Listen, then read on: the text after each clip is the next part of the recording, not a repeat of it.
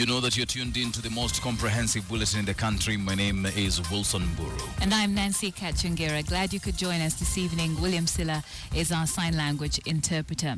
So the Supreme Court has now sealed the fate of the over 10 judges who were dismissed by the Kenya Judges and Magistrates Vetting Board. The highest court on the land reaffirmed that the High Court had no power to review the dismissal. Betty Kyalo has the details of that story. After a long push and pull in the corridors of justice, the ruling by the Supreme Court appears to signal the end of the judicial careers of the more than 10 judges.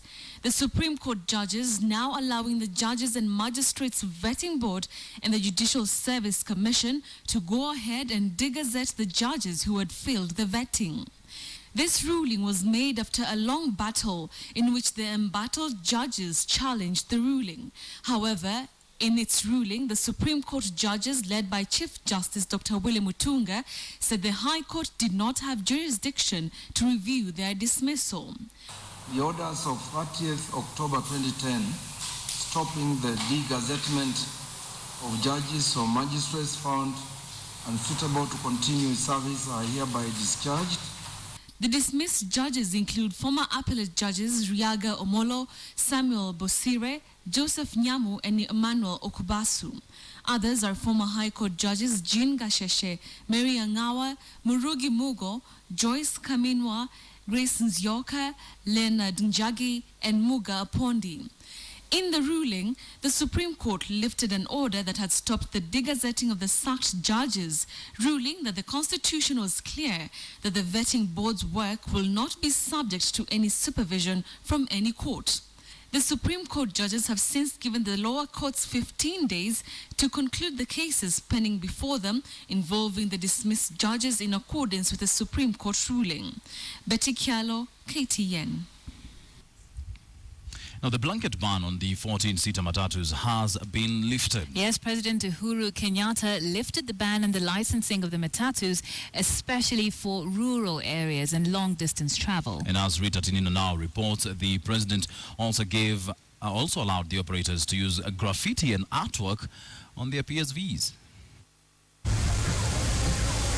The government's plan to phase out 14-seater matatus was initiated in the year 2011 when the Transport Licensing Board stopped licensing new 14-seater matatus, a move that did not go down well with players in the industry. At this year's Matatu Owners Association Delegates Conference, players reached out to the highest office in the land over the ban. Utusaidie katika hiyo sehemu ingawa sheria ililetwa bila kufikiria. It was their lucky day. This ban will not be implemented to ensure that operators continue to invest in new, roadworthy, and therefore safer transport for rural and long-distance routes. The ban on the 14-seater matatus was aimed at reducing congestion by phasing out the low-capacity vehicles. Opinion on the lifting of the ban is varied. Congestion will still remain. We ask him, because he's our president, to think about it again so that they can reverse back that decision. I think it's a good idea. The president says the government's change of heart came after research and wide consultations. It has become very clear that a blanket ban on the 14-seater PSV, especially for long distance and rural transport, may not be appropriate at this time. And the good news for operators was not just about licensing of 14-seaters. Since the Mishuki rules, which brought some order to the industry, the digital era has also brought with it changes, from free Wi-Fi to CCTV cameras. Graffiti and artwork, especially on 25-seater PSVs, has been a key marketing strategy for operators, but which has often landed them in trouble with traffic police. Not anymore. Itolewe tu pahali ambapo inaweza cause maybe lack of visibility nzuri na nini, whether it can pose risk. Lakini huko kwingine wacha vijana wafanye biashara. But as matatu operators were smiling, border operators are bracing for more stringent operating measures following rising cases of accidents. Going forward, we will soon issue new regulations to improve the border sector, ambao inatusubua sana. Ajali zote zinazotokea ni bodaboda and the pedestrians. Accidents katika magari zimeanza kupungua, lakini upande ya bodaboda zimeanza kuongezeka. The lifting of the ban on the 14-seater matatus will come as a relief for investors in the industry and for operators seeking to appeal to youthful passengers. Well, they have the president's go-ahead to pimp their rides. Rita Tinina, KTN, Nairobi. The Big Q in association with Total Quartz. I think it's comfortable to say that the president is a fan of artwork, especially after receiving. Well, I do think it does add a certain amount of color and flair. I don't mind it, actually. Unless it, creates some sort of obstruction. Anyway, our big question tonight, we are asking you, do you support the revocation of the licensing of the licensing ban on 14-seater matatus? Do you support the revocation of the licensing ban of 14-seater matatus? Yes, let us know your thoughts on this. The matatu owners are obviously very happy, but are you? There have been some dissenting opinions on this. Give us your thoughts tonight. Tweet us at KTN Kenya, at Kachingira, at Wilson_Uhuru. You can also send an SMS. Send that to 22155. Start with a yes or no, and we'll let you know what the poll results are later on in the bulletin. Now, people living in towns and villages neighboring Kapedo are now fleeing the area in fear of the ongoing disarmament by the Kenya Defence Forces.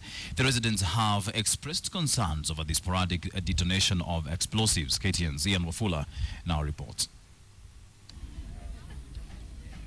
Chemolingot, not just the last town before Kapedo, but also the very last point for power lines and network connections. And now, the town's civilization is working against them, according to a section of residents.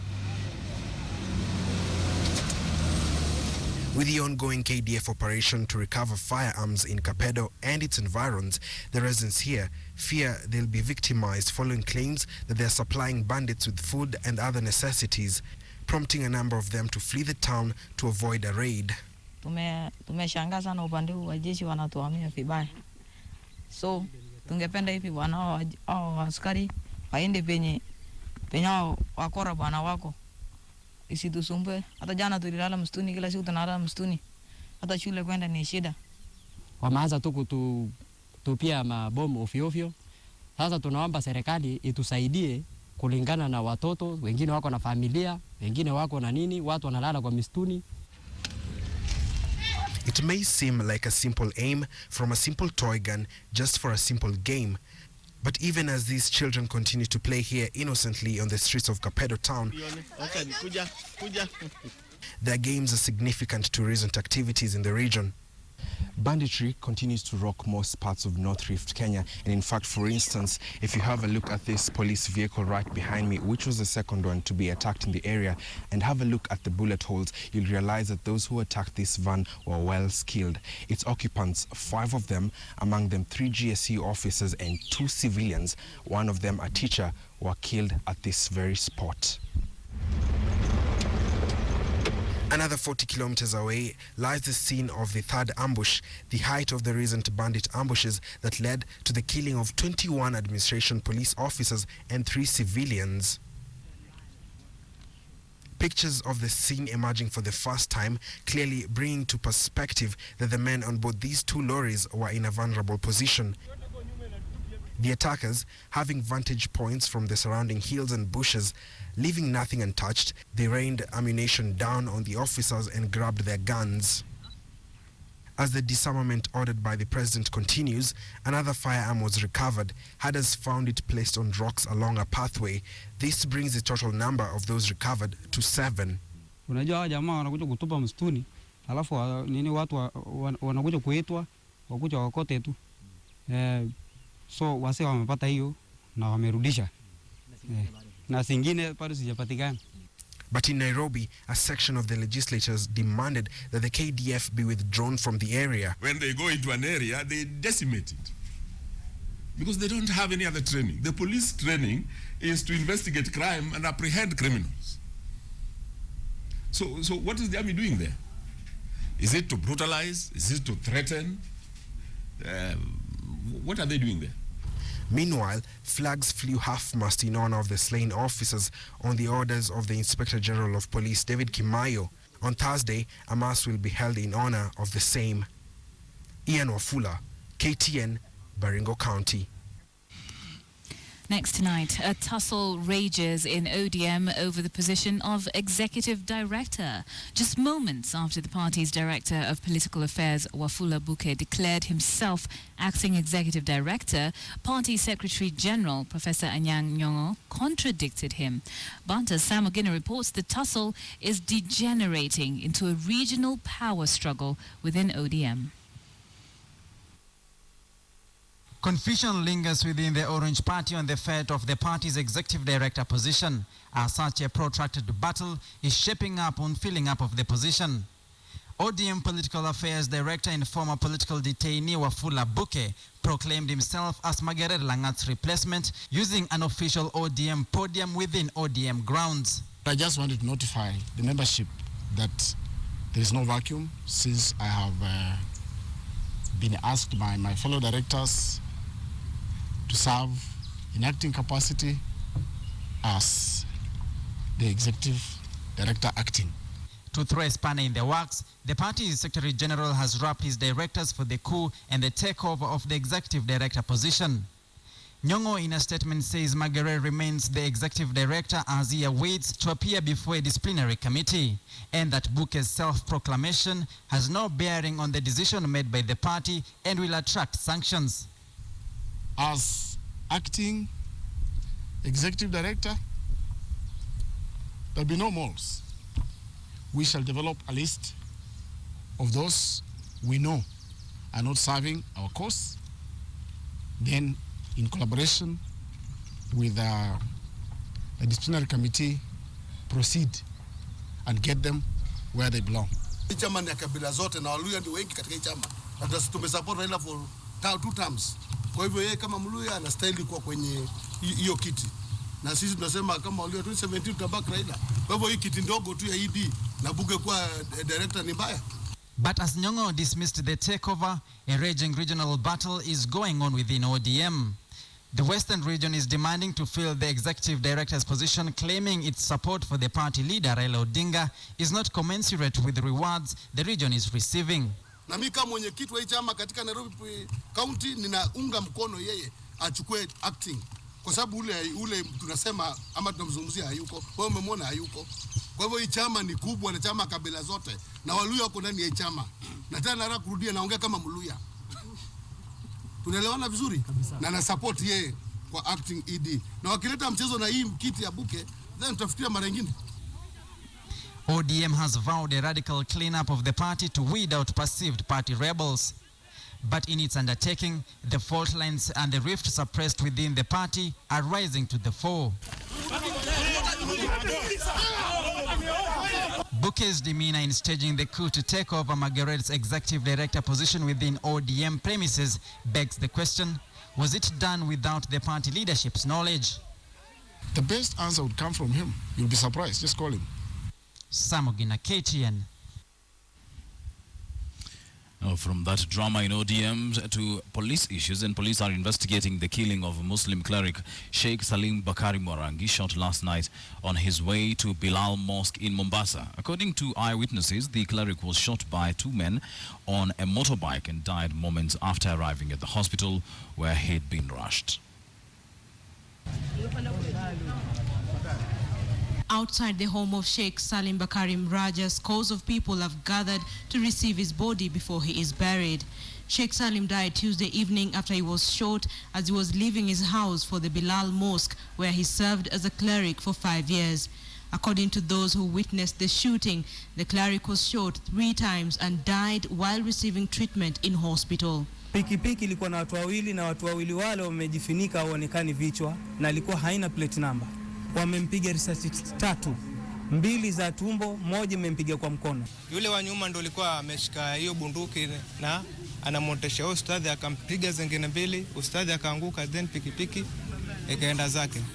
His friends and family said the cleric had raised concerns about his safety several times. They were not sure why. Anajua kwamba anatafutwa na atauliwa. Kilichosababisha uliwe hatujui nini. Was he killed because he is an imam, or was he killed because he was a village elder? The dead cleric had taken a tough stand against extremism in Mombasa. He was a member of the Mombasa Peace Committee and was helping the government in dealing with radicalization and guiding Muslim youth towards the right path. It is not yet clear who may have killed the moderate cleric, but his death now brings to the fore the many unanswered questions on the number of clerics killed at the coast in the last couple of months. Kila anasikia matukio kama haya, mtu anauawa, unasikia ameuawa na watu wasiojulikana na hawajulikani. Sasa imekuwa lugha ya kawaida kule kutojulikana. At this rate, no one is safe. There have been no prosecutions as yet, even as police launch investigations into the killings. Linda Ogutu, KTN Prime. Now you might remember these names: Wanda Wiro Mganga, James Orengo, Karl Marx, or Christopher Owiro as he was known, and Titus Adungosi. Those are the men who put the University of Nairobi on the map. They fought for social justice and national issues. Through them, university students could stand up and be counted. But now the thought of student leadership is almost synonymous with frequent and violent riots. The stakeholders in the education sector are now raising concerns about student unrest at higher levels of learning. Catherine Amanto explains. When student leaders of the 80s and 90s rose to make a point, the country would listen. They were responsible for the organization of some of the most significant demonstrations during the one-party rule. Fast forward to the 21st century, especially after the promulgation of the new constitution in August 2010. It would seem that the agenda of student leaders has changed, and it's got stakeholders worried. When this happens, it gets out of our campuses and spills over to the roads and becomes just basic public nuisance. And therefore, the government is concerned, stakeholders are concerned. What is happening in our universities? One university goes on strike within a few days or almost simultaneously, others go on strike. This is not a cup of tea, because it has its own implications, which are manifold. This year alone, there have been 3 major university strikes. In September, all public universities went on strike, demanding the release of funds from the Higher Education Loans Board. I think, on the contrary, student leadership is very vibrant now. Of course, people mistake the fact that the student years of yesteryears were fighting a dictatorship, and that there were clear global ideological differences ongoing in the world. That the lack of those right now means that the student leaders of this time don't really have issues. But I think, on the contrary, student leaders currently are fighting very national issues. When we talk about issue of fee, it's a genuine concern. It is a national issue, because this is an issue that affects our kids. This is an issue that affects our parents, our family, friends, and any other person that has a relative in the university. This is an issue that if the university fee is increased, then in one way or the other, another sibling somewhere may not eat because of that. Even as they say, the fight to subsidize university school fees was intended to ease the burden for parents and students alike. Why the violence? When you look at the police, the way they handle the riots, when you start demonstrating, it is always obvious that the police starts throwing tear gas. When police start throwing tear gas, then the demonstration turns into something very violent. That's when now there are other interests coming in. That's when you see even the people who are joining us, they tend to move towards cars. Student leaders of today still believe that they champion the cause for the common mwananchi. But when we spoke to Kenyans, they say that somehow they've lost the plot. Given the violent riots, it's no longer safe to say that student leaders are for the people. Before, they were more conscious, they were doing it for the people at no price. So I'd say the current student leadership is, we cannot compare anything to the old 20 years ago. And I think this needs to change, especially in the wake of a lot of universities coming up. They've been a little bit lazy or something like that. There's something which makes them to go to the riot. So if that thing is not addressed, definitely there will be a riot, because they want to be listened. Do you think that the reasons for striking are valid nowadays? It's not really valid. The very mention of a university students' demonstration will send residents scampering for safety, a situation which often leaves a bad taste in the mouths of other Kenyans, raising questions about today's student activism. Catherine Omwando, KTN. Well, time to take a short break, but not before we remind you of our big question tonight, and we are asking you whether you support the revocation of the ban on 14-seater matatus. We did have a story that President Uhuru Kenyatta has ordered the revocation of that ban unless on 14-seater matatus unless they are applying routes that are inside either Nairobi or Mombasa. That's right. Let's take a look at some of your feedback so far. Here's Ricky Kimanzi. He says, graffiti now legal and 14-seater matatus back. That's a great idea. Love it. Mike Mwangi here says, yes, I suppose it will create more jobs for the youth. Kudos, Mr. President. The hashtag we're using is Uhuru on matatus. All right. Dixon Miranda is asking, but how can congestion be taken care of? This seems like we're saying that the matatus are not responsible. Sydney Obiero here says 14-seater matatus help a lot of Kenyans. Banning them would be tantamount to imprisoning poor Kenyans. Oh, wow. Okay, well, keep letting us know what you think. And you can do that by tweeting us at KTN Kenya, at Kachungera, and at Wilson_Mburu, or send us a text, 22155. That's right. Time to take a short break now. Don't you go away. We have the following stories coming up right after that. Mother and her daughter empathize with Eldoret's hospitalized KCPE candidate. You're watching KTN Prime. Devolution and Planning, Anway Guru says the total number of workers on government payroll will be known in a fortnight. Yes, Guru says that the just concluded 2-month exercise to rationalize the public service through biometric data capture was a success. The ministry will now embark on the second phase of assessing capacity and placement of its workforce at both the national and county governments to ensure efficiency in service delivery. Any saving is welcome, considering that in every government or institution there is never enough money to do the development projects that are expected by the Kenyan people.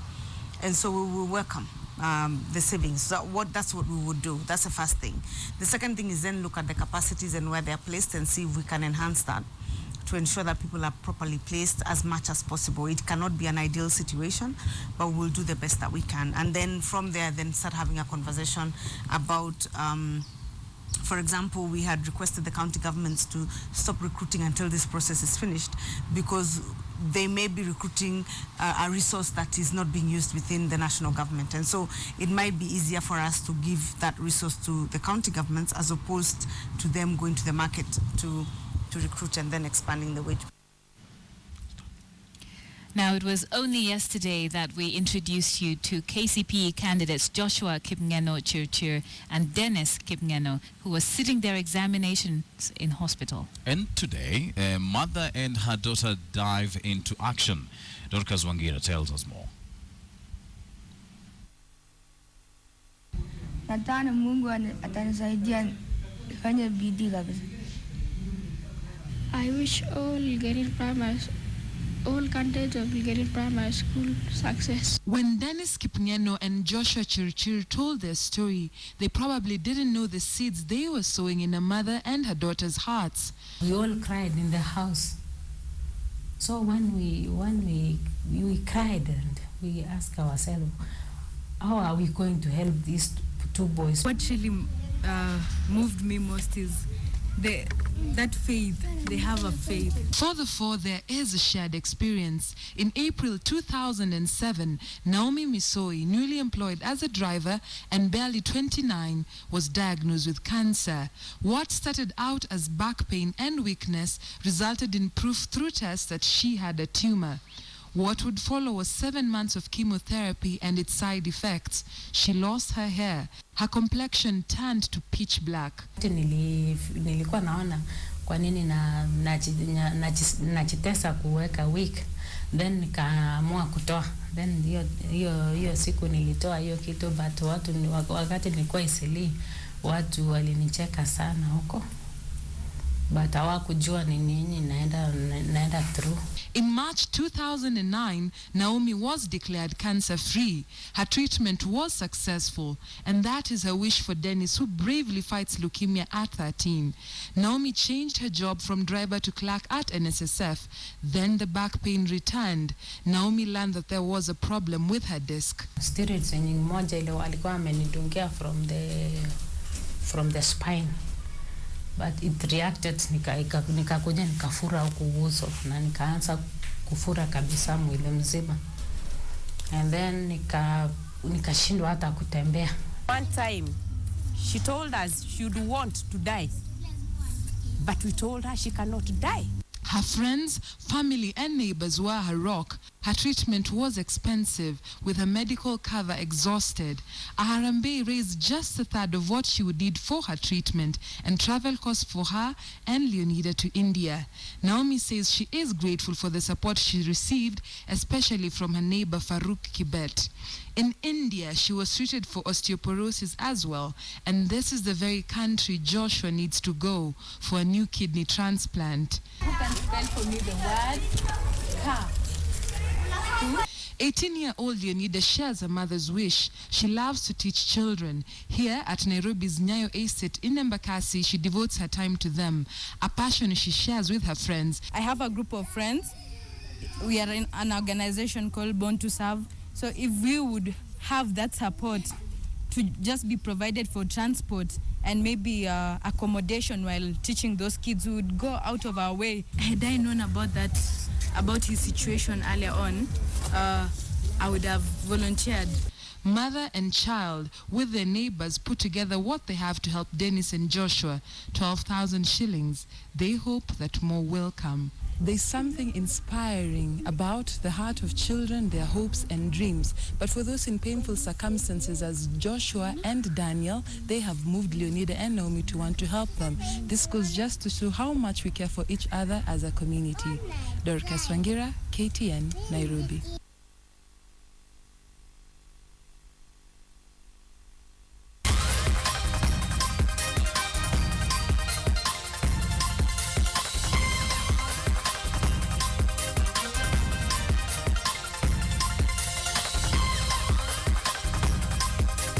You're watching KTN Prime.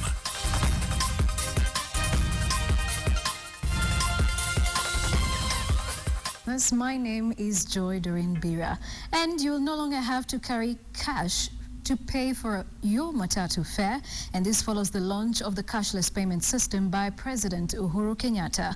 The initiative is aimed at stepping up efficiency and enhancing transparency in the chaotic matatu industry. KTN's Abi Agena has more. Testament to the president's persistent calls of deepening financial inclusion, a jovial President Uhuru Kenyatta walked the talk when he officially launched the cashless payment platform for public service vehicles. The president rode in a matatu to have a taste and feel of how the cashless payment system works and perhaps understand the day-to-day hassles of the common mwananchi. The new system, being operated by telecommunications firm Safaricom in conjunction with 4 local banks, is seen not only as a trendsetter but a major game changer for the country's unruly matatu sector. The growth of the Matatu Owners Association over the years demonstrates the public transport sector's readiness for maturity into a vibrant and organized industry. Well, very soon you'll now be able to pay your matatu fare using this card. So really, how does it work? You have just to tap it, and what next? The gadget is going to produce or to generate a bus ticket, which is the receipt, which is showing the amount you have paid as your fare. The cashless system will see commuters pay through various mobile money transfer platforms interlinked to a near-field communication system that requires one to tap their card in order to make a payment. For matatu owners, it could increase their earnings by ensuring no physical handling of cash. It is estimated that close to 30% of daily revenues are lost by using cash. Sasa tumekwenda into digital payment. Nitazungumza na waziri tukae chini tupange mradi uanzie Nairobi. Although the cashless system has been warmly welcomed by matatu owners, the big question is whether matatu operators embrace the system, knowing all too well that the system could make some of them redundant even as it is implemented. Abiagina, KTN Business. In more business, the Kenya Airports Authority has received a $66 million loan from French Development Agency to upgrade the Moy International Airport in Mombasa. The money will go towards rehabilitating the airport's airside pavements, including airfield ground lighting, and upgrade of water and power supply. The project aims to improve the quality and safety as well as reduce the maintenance cost of the Mombasa Airport, that is the second largest in Kenya after JKIA. Over the last 30 years, traffic has grown at the Mombasa Airport with over 18 chartered and scheduled airlines serving to and from Europe, connecting to more than 20 cities, with majority of the passengers being tourists.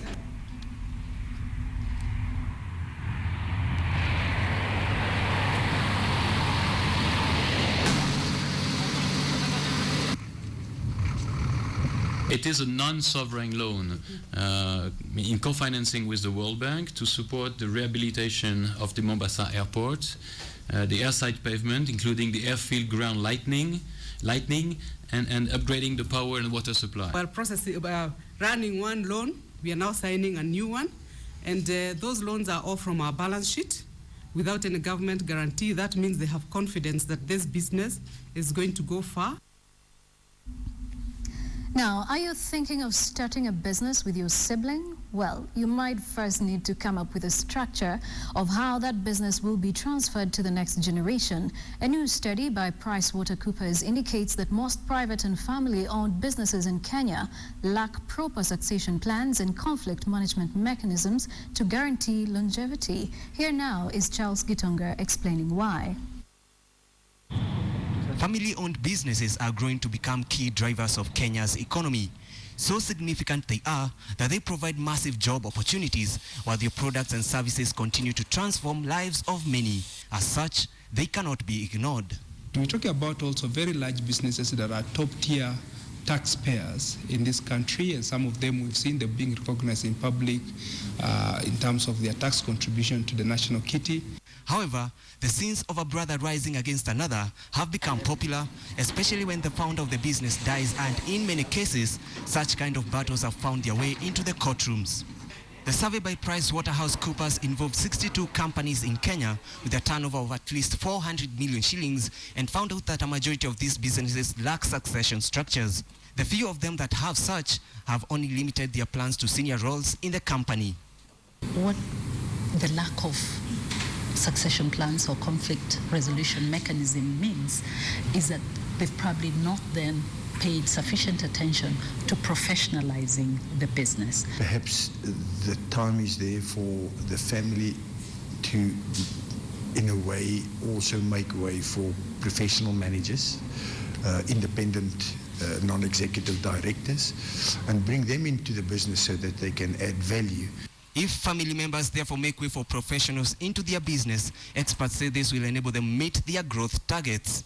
The PwC study found out that 69% of family businesses reported growth over the last 12 months, and 88% anticipate even quicker growth over the next 5 years. Charles Gitonga, KTN.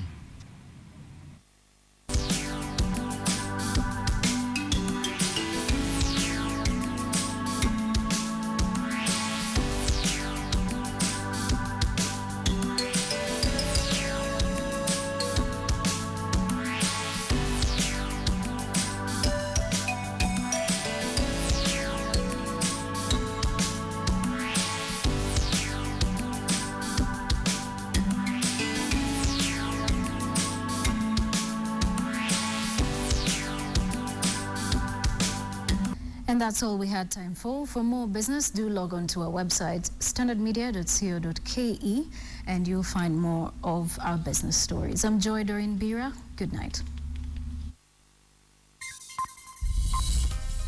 Welcome to KTN Sports. Now 11th placed Western Stima are staring at another disappointing season as the Kenya Premier League heads to the home stretch this Saturday. The Kakamega-based side's dream to end the season among the top 8 teams in the league now appears far-fetched. KTN's Francis Ontuoma caught up with the powermen during a training session and now reports on the unending troubles that keep stalking the club.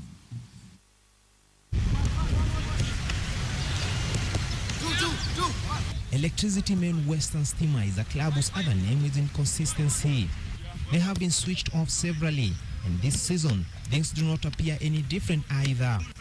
For a club that has permanently ended affairs at mid-table, season in, season out, veteran tactician Henry Omino is a man grappling with a lot of frustrations. Tulianza kidogo kama tuko chini na hata zile matokeo tulikuwa tunapata haikuwa ya kufurahisha sana. The 2014 season has yet again proved a hilly climb for the Kakamega-based side, who are hanging just 6 places away from the red line, with just 36 points so far. And with just a match left before season wraps up, it can never get this bad. The trials notwithstanding, Omino is however not backing down yet. Kila kitu kienda vizuri, najua tunaweza kuwa katika 8 bora. Observers advance that there is need for surgery to arrange the philosophy of the club. Most players have lasted for ages, and many are now arguing that fresh blood needs to be injected to stop the worryingly dwindling fortunes. Stima will play the last match of the season against Uhuru Sugar at Women's Sports Complex, and Captain Hudson Muhako is keen for a clean finish. Mafans tunaomba wakue calm. Ligi wa hivyo, football huwezi shinda game zote. Indeed, tough times for Stima, and going forward the powermen have very limited choices, and the only way is to go back to the drawing board and scratch their heads harder. Francis Ontomwa, KTN Sports. Now, in what might be termed as a battle for supremacy in the Athletics Kenya leadership, Athletics Kenya affiliates from 10 Athletics Kenya branches in the country have drummed up support for the embattled National Athletics Kenya President Isaiah Kiplagat. The affiliates who spoke in Eldoret today hit out at those opposing Kiplagat's leadership. Kiplagat is facing opposition from about 11 regional chairmen who have gone ahead to convene a special general meeting set for the 14th of this month. The said officials, led by Kahiga Mutahi, opposed the SGM.